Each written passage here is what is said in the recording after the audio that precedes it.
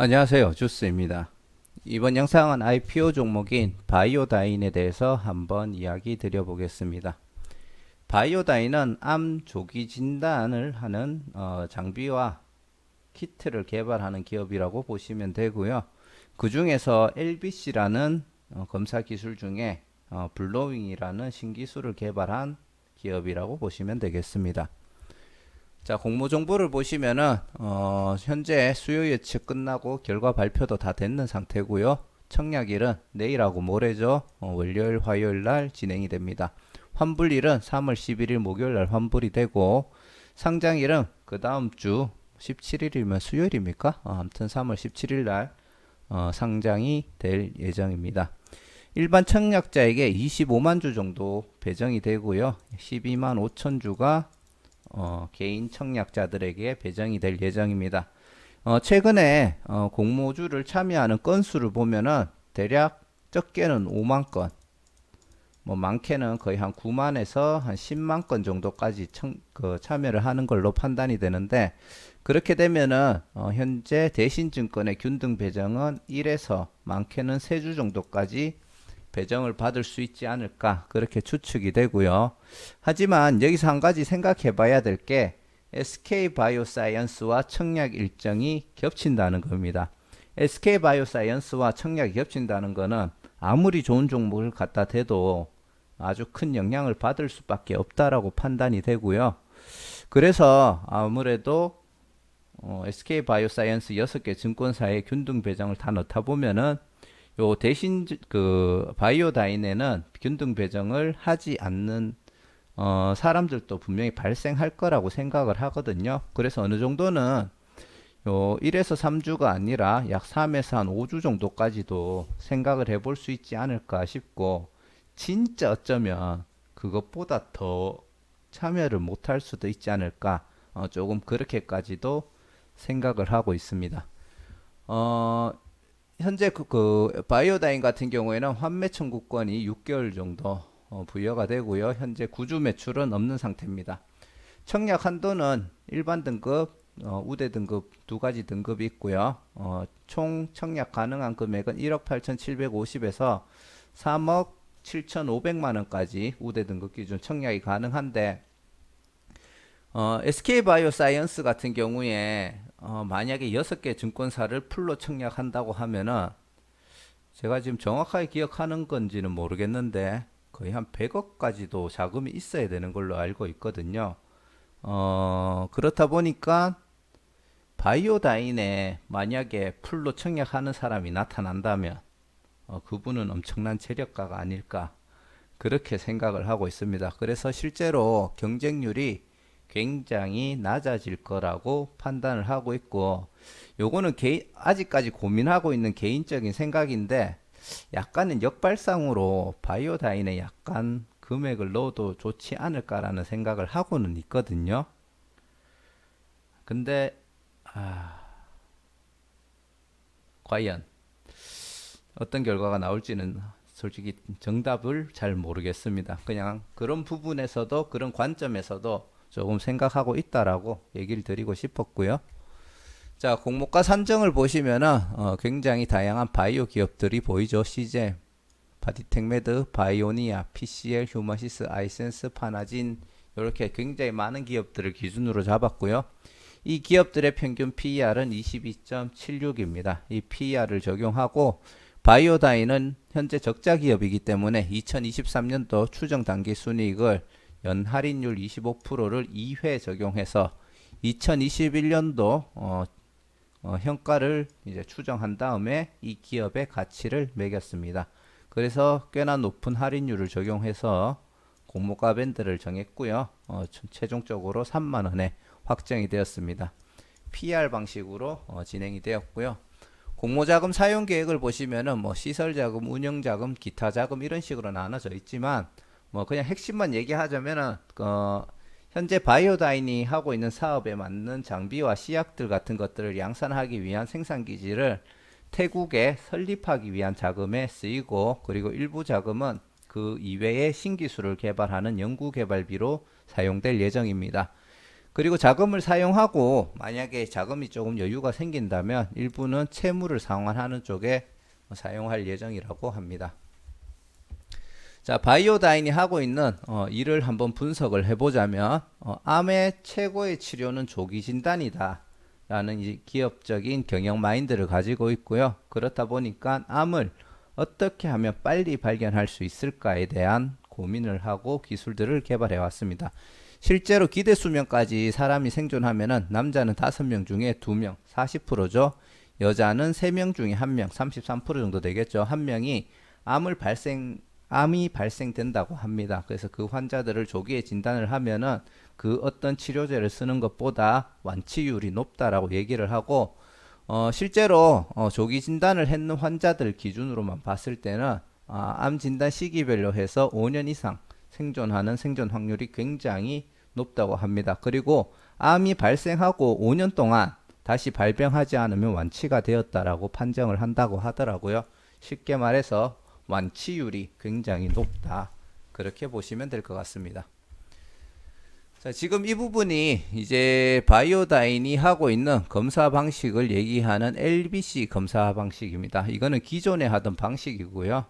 과거에 체외 진단이겠죠, 당연히. 체외 진단 쪽에서 보시면은 이게 비용은 저렴하지만 암 환자를 이제 그 발견하는 확률이 굉장히 낮았다고 합니다. 근데 외국의 어떤 의학자가 개발했는 방식이 이 액상 세포 검사 방식 LBC 방식을 개발을 했고, 그때부터 이 검사 확률이 80% 정도까지 올라왔다고 하더라고요. 그래서 이 LBC 검사 방식이 이제 발전이 되면서 이제 침전식하고 필터식 두 가지 방식으로 나뉘었는데, 이 두 가지 검사 방식은 장단점이 있다고 합니다. 근데 이 두 가지 검사 방식의 장점을 다 가져와 가지고 만들어낸 것이 바로 바이오다인이 하고 있는 블로윙이라는 검사 방식이고, 이거는 굉장히 정확도도 높인 기술이라고 이야기를 합니다. 현재 이런 블로잉 검사를 하기 위한 이런 특허 기술을 가지고 있고, 이 기술을 보유한 특허 장비를 개발을 해서 판매를 하고 있고요. 그리고 이 장비에서 그 정확한 암 검사를 하기 위한 다양한 시약이라든지 그런 소모품 같은 것들을 판매해서 매출을 올릴 예정이라고 합니다. 암 검사를 하는 방식 중에 이렇게 다양한 검사 방식이 있는데 장단점이 있겠죠. 가장 정확한 방식이 조직 검사인데, 조직 검사 같은 경우에는 뭐 수술 필요에 따라 수술도 해야 되고, 아니면은 내부에 구멍을 뚫어서 이렇게 점막 같은 걸 떼올 수 있는 것들을 넣어야 되겠죠. 그렇다 보니까 환자가 힘든 부분도 있고, 그리고 비용도 많이 들고 뭐 그런 단점이 있습니다. 하지만 다른 검사들 같은 경우에는 뭐 초기, 중기, 시기에 따라 검사하는 검사 방법이 달라지고, 정확도는 비용이 낮으면은 정확도도 낮아지고, 뭐 비용이 높아지면은 정확도도 조금 높아지는 약간 그런 특이성이 있었다라고 한다면, 이 LBC 검사, 특히 이 블로잉 기술 같은 경우에는 암을 초기에 진단할 수도 있고 비용이 많이 들지 않는다고 합니다. 그리고 환자 같은 경우도 이렇게 그 뭐 수술을 한다든지 그런 게 전혀 필요가 없기 때문에 굉장히 편한 컨디션에서 진행을 할 수 있고, 정확도도 굉장히 높다고 합니다. 그 전에 침전이나 필터식 같은 경우에는 검사 정확도가 필터식의 경우 약 85% 정도였는데, 이 LBC 검사 블로윙이 기술을 적용하게 되면은 96% 이상이 된다고 하고요. 이거는 조직 검사와 유사한 정확도라고 기업 설명회 영상에서 이야기를 하더라고요. 그래서 이 얘기만 들어보면은 물론 이제 이 검사가 적용되지 않는 암들도 있겠지만 실제로 다른 검사들은 이제 필요가 없어질 것 같은 그런 느낌이 들잖아요. 그래서 분명히 획기적인 기술인 거는 맞다라는 생각이 들지만, 실제로 현장에서도 그렇게까지 인정을 해주는 검사인지는 조금 더 지켜봐야 되겠죠. 자, 지금 요게 이제 적용 가능한 검사 부위라고 하고요. 뭐 체액 같은 것들 통해서 하는 검사가 이제 갑상선 유방, 림프선, 침샘, 복부기관 쪽에 암을 검사할 수 있다고 하고요. 호흡기 쪽으로 해서 폐, 인두, 후두, 그리고 이제 소변 통해서 신장, 방광요도, 요관요도, 뇌척수 전립선, 그리고 여성분들 같은 경우는 자궁경부암 같은 경우도 지금 바이오다인이 하고 있는 기술로 검사가 가능하다고 합니다. 그리고 이론적으로는 탈락 세포가 나오는 모든 환부에서 검사가 가능하다고 하고요. 앞으로 향후 적용할 수 있는 부위가 늘어날 가능성이 있다라는 거고, 이렇게 세포를 박내해 가지고 프린팅을 하는 기술이 있다고 합니다. 이게 바로 이제 의사들이나 전문가들이 암 여부를 검사할 때 조금 더 편리하게 할 수 있고 정확하게 할 수 있는 기술이라고 표현을 하더라고요. 그리고 이 검사를 통해서 일본에서는 구강암도 현재 검사하는데 사용을 하고 있다고 합니다. 그럼 앞으로 바이오다인이 어떻게 시장을 확장해 나갈 것이냐가 중요하잖아요. 현재 바이오다인이 가지고 있는 기술은 이런 거다 앞에 들으신 게 뭐 거의 대부분이라고 보시면 되는데, 어떻게 매출을 일으킬지에 대해서는 정확하게 설명을 안 했습니다. 그게 어쩔 수 없는 부분이 있는 게 글로벌 그 탑 티어에 있는 빅파마 기업하고 실제로 협의를 해가지고 계약을 했는 상태라고 하고요. 이게 비밀 유지 그 계약이라는 게 있습니다. 그래서 어떤 조건에 어떤 방식의 계약인지 이야기를 못하는 부분이 있어서 조금 좀 두리뭉실한 느낌이 없지 않아 있는데, 그거는 조금 이해를 해줘야 되는 부분이라고 생각을 하고요. 다만 그 기업 설명의 영상에서 보시면은 세계적인 탑티어 제약 및 체외 진단 회사라고 이야기를 하고요. 아마 시청자분들 중에 어딘지 아시는 분들 분명히 계실 것 같아요. 아시는 분 있으면은 댓글로 한번 언급해 주시면 좋을 것 같고요. 그리고 이게 이 글로벌 그 탑티어 기업에게 기술을 이전해 주는 게 이전해 주는 계약이 아니라, 이 글로벌 탑티어 빅파마 기업이 어느 정도 시장성을 가지고 있잖아요. 그래서 이 기업이 약간 독점 총판에 대한 권한을 가지는 그런 계약이라고 합니다. 그래서 이런 부분 같은 경우에는 나중에 영업을 해서 본인들 제품을 파는 데 있어 가지고는 분명히 유리한 점이 있기 때문에 빠르게 시장을 확장해 나가는 데 있어서는 유리한 계약이라고 판단이 되고요. 만약에 이제 정확하게 제품들이 대량 양산이 되기 시작한다면은 큰 매출로 이어질 가능성이 높다라고 판단이 됩니다. 자, 바이오다인 재무 정보를 보시면은 뭐 특별히 볼 거 없습니다. 매출 그냥 별로 나오지 않고 계속 적자를 기록하고 있는 중이고요. 앞에서 얘기 드렸듯이 글로벌 빅파마 기업을 통해서 대폭 성장을 할 것으로 기대를 하고 있습니다. 지금 바이오다인을 긍정적으로 보는 부분이 바로 이제 주주 구성입니다. 최대 주주 한 명이 가지고 있는 지분율이 상장 후에 약 40% 지분율이고요. 어느 정도 경영권을 방어하고 하기 위해서 이 지분은 크게 유통되지 않을 거라고 생각이 됩니다. 그리고 바이오다인 회사 자체적으로 자기 주식을 약 4.66%를 가지고 있는데, 요거는 어떻게 해석하냐에 따라 조금씩 다를 수는 있겠지만, 보통 회사들이 자사주를 가지고 있으면은 보유하고 있다가 보통 소각을 하는 케이스가 조금 있다고 하고요. 경우에 따라 회사의 자금이 필요할 때 이 주식들을 팔아가지고 그 자금을 마련할 수가 있다고 생각이 됩니다. 그리고 주식을 팔아서 자금을 마련한다는 것은 주식 총수가 늘어나는 건 아니기 때문에 크게 기업의 가치가 희석이 된다라고 판단되지 않아서 이 정도 지분을 자기 주식으로 가지고 있다라는 건 그렇게 나쁘지 않다라고 판단이 되고요. 무엇보다 의무 보유 확약, 기관들 의무 보유 확약을 제외하고 계산을 했을 때도 약 29.24% 정도의 굉장히 낮은 상장일 날 유통 물량을 보여주고 있습니다. 그리고 여기서 보시면은 조금 독특한 점이 국세청이 압류했는 주식을 가지고 있습니다. 이런 경우는 저도 처음 보고요. 그냥 간단하게 생각을 해봐도 바이오다인의 주식을 보유하고 있던 다른 기업들이 있었을 거 아닙니까?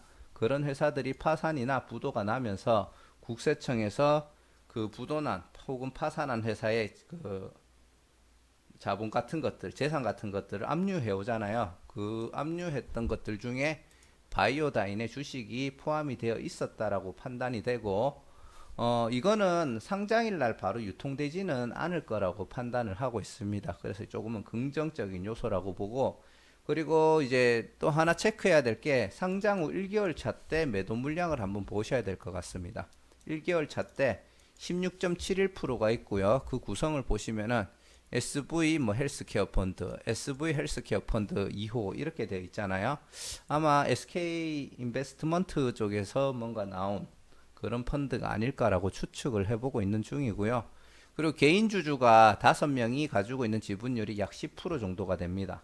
그래서 뭐 1인당 평균 한 2% 정도 되는데 요 물량들은 약간은 전체는 아니겠지만 일부는 1개월 때 매도 물량이 나올 때 같이 나올 수 있지 않을까 싶고 그렇게 많은 물량이 나오지는 않을 거라고 생각하지만 그래도 1개월 차 때 매도 물량이 주가 하락을 조금 가져올 수 있으니까 조심은 해야 될 것 같습니다.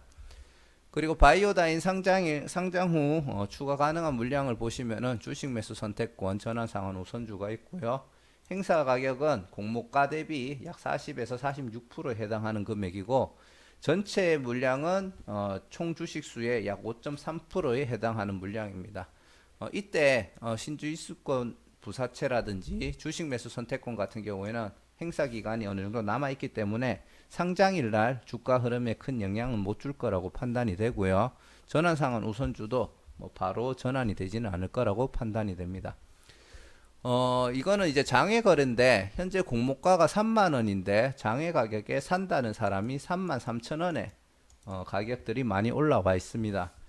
요거는 제가 장외 가격에 큰 의미는 안 두려고 하는데 다른 종목들 같은 경우에는 보통 3만 원이면은 뭐 4만 5천 원, 4만 5천 원, 그 이상 한 5만 원 이렇게까지도 가 있는 그 비율로 봤을 때 가 있는 게 정상인 것 같은데 공모가 대비 약 10% 정도 올라가는 금액대에서 사겠다라는 사람이 밖에 없다. 요거는 약간 안 좋은 점이 아닌가 그렇게 추측은 하고 있고요. 장외 거래가를 약간 꾸준하게 주시를 해볼 필요가 있지 않나 그렇게 생각을 하고 있습니다.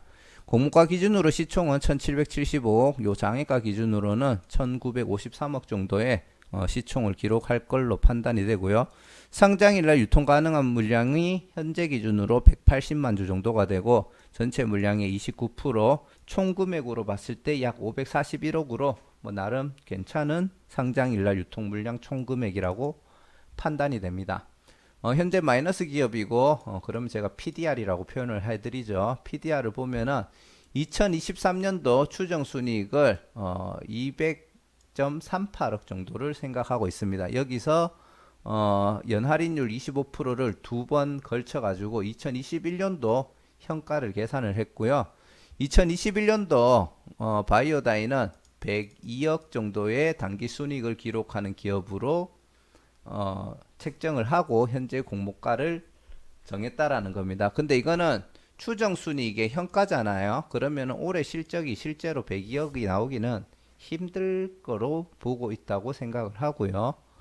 그래서 그 점은 생각을 하고 앞으로 이 회사의 실적을 보셔야 될 것 같습니다.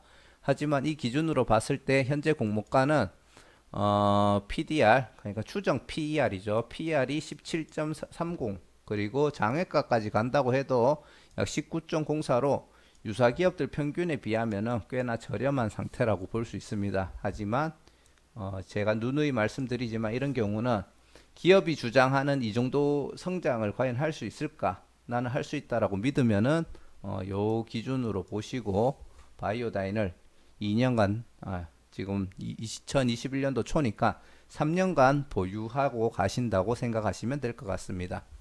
자, 수요 예측을 보시면은 기관들은 굉장히 괜찮은 상태의 경쟁률을 보여줬고 의무 보유 확약도 괜찮은 비율 정도 신청했다고 봅니다. 그래서 최종적으로 청약 유무 및 전략을 보시면은 LBC 검사 방식에서 침전 필터 방식의 장점만 결합하여서 기술을 개발하였으며 기업 설명회 영상의 주장처럼 조직 검사와 유사한 정확도를 기록할 수 있다면은 암 의심 환자들이 앞으로 모두가 사용해야 될 검사가 될 것이라고 판단이 됩니다. 이거는 굉장히 시장을 긍정적으로 보고 있다라고 말씀을 드리는 거고요. 하지만 위의 정보가 사실이라고 하더라도 LBC라는 기술이 다른 검사들 방법하고 기준에서 이야기를 하자면 갑자기 굉장히 저렴하고 정확도가 높은 검사 방식이 들어온 거예요. 그러면 기존에 있던 검사 방식들은 어떻게 되겠습니까? 나중에 사용을 안 하게 되겠죠. 그거랑 똑같은 개념으로 보시면 될 것 같아요. 만약에 많은 검사 방법들이 개발되고 있고 특히 암 같은 거를 조기 진단하고 그리고 뭐 면역 치료하는 치료 방법도 나오고 암 관련해 굉장히 많은 기술들이 개발되고 있잖아요. 그래서 이런 검사 LBC 검사보다 훨씬 또는 다른 검사들이 나온다면은 바이오다인의 기업 가치는 굉장히 급하게 하락할 수 있다라고 판단하고 있습니다. 그래서 그전에는 매우 매력적인 기업이라고 보고 있는 중이고요. 상장일날 유통 물량이 양호하고 기관의 참여율이 높아서 참여율 및 의무 보유 확약 신청 비율이 높아서 일단은 좋은 흐름으로 갈 것이라고 판단이 되고 그래서 청약은 참여를 해볼 예정입니다. 다만 SK바이오사이언스와 청약일이 겹치는 점 그리고 장외 거래 가격이 다소 낮은 점을 참고하면은 균등 배정만 참여할지 어떻게 할지 조금 고민을 하고 있고요. 장외 거래가가 낮은 것도 뭐 사실은 투자자들이 SK바이오사이언스에 집중을 하고 있는 거죠. 그래서 그 바이오다인 주식을 살 돈을 계속 보유하고 있다가 그거를 SK바이오사이언스에 투자하기 위해서 순환을 안 시키다 보니까 그 영향이 장외 거래 가격에도 생겼다라고 판단을 하고요. 자, 최대 주주 지분율이 우수하고 중장기적으로도 충분히 성장할 수 있는 기업이라고 판단이 되기 때문에 중장기적인 투자 관점에서도 긍정적으로 보고 있습니다. 하지만 1개월 차 보호 예수 물량이 나오는 것을 보고 재진입 기회를 보는 것도 괜찮을 거라고 판단하고 있습니다. 일단은 기본적으로는 제가 청약을 하기 위한 판단을 하고 있고요. 개인 경쟁률이 1000대 1 이상만 나와도 균등 배정을 약간 금액을 좀 더 실어서 한 20주 아니면 30주 정도까지도 청약을 들어가 볼 예정입니다.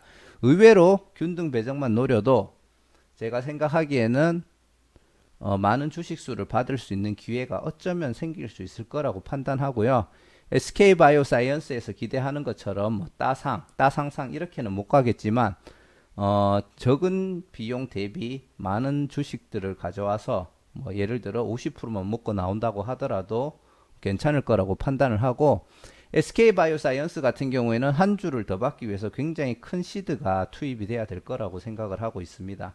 그래서 그 중에 일부 짜투리 금액들 가져와 가지고 역발상으로 바이오다인을 투자를 한다면은 생각보다 좋은 수익을 가져올 수도 있지 않을까라는 생각에서 그런 방식의 접근을 생각하고 있고 하지만 장외 거래가라든지 SK바이오사이언스의 영향으로 손해를 줄 수 있을까?